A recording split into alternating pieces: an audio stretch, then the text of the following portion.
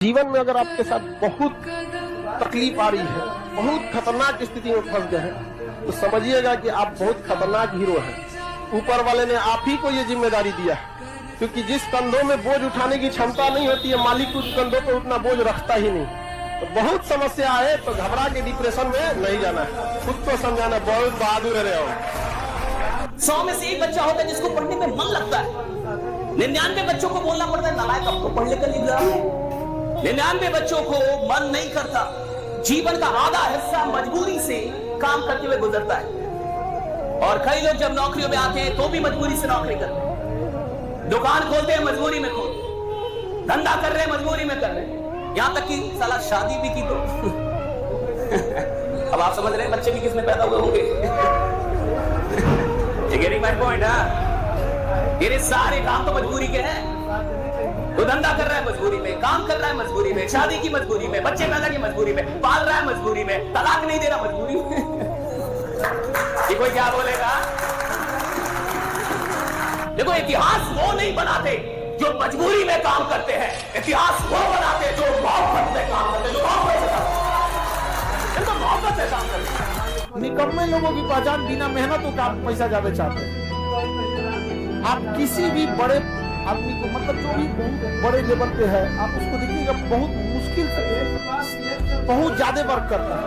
आज इतना मिलेगा सब ना 8 घंटा मिलेगा, सोचेगा 6 घंटा काम करके भागेंगे, बाकी काम चोरी काहे करता है।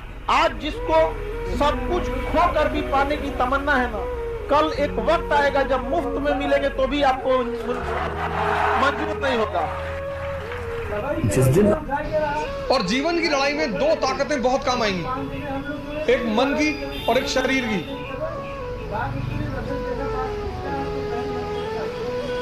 तुम जब भी ऊपर उठोगे तो ये ग्रेविटी तुम्हें नीचे खींचेगी ना, ऐसा समाज की ग्रेविटी है। हम जब आईएएस की तैयारी करने गए तो हमारे गांव में हर आदमी, मतलब एक साहब तो हंसना शुरू किया उन्होंने, और हंसते हंसते गिर गए वो। उन्होंने हमसे पूछा दिल्ली क्यों जा रहे हो? अब मेरा दिमाग खराब था, मैंने कह दिया मैं आईएएस की तैयारी। बोले आईएएस? फिर वो हंसने लगे और हंसते हंसते वो गिर गए। और उस हंसी का इतना रोल रहा मेरे जीवन में, मतलब उस हंसी ने मुझे एकदम मजबूत कर दिया था कि अब आईएएस ही बनना है। उस दिन मुझे एहसास हुआ कि महाभारत क्यों हुई। जब भी ऐसा लगे जीवन में कि जीवन हाथ से निकलता है, तो हमेशा ध्यान रखना है कि आपसे बहुत बुरी स्थिति में लोग आपसे बहुत अच्छा कर रहे हैं, और अच्छी स्थिति में होने के बाद एंजाइटी डिप्रेशन में चले जाना, इसका मतलब हमने उन चीज़ों की कद्र नहीं की जो मिली हुई है, और जो नहीं मिला उस पर फोकस इतना ज़्यादा कर लिया जितना करने की ज़रूरत नहीं थी। ये दुनिया तुम्हें वैसी नहीं दिखती है जैसी कि ये दुनिया है। ये दुनिया तुम्हें वैसी दिखती है जैसे तुम खुद हो। जिसकी नजर जैसी है उसके लिए ये दुनिया वैसी ही है।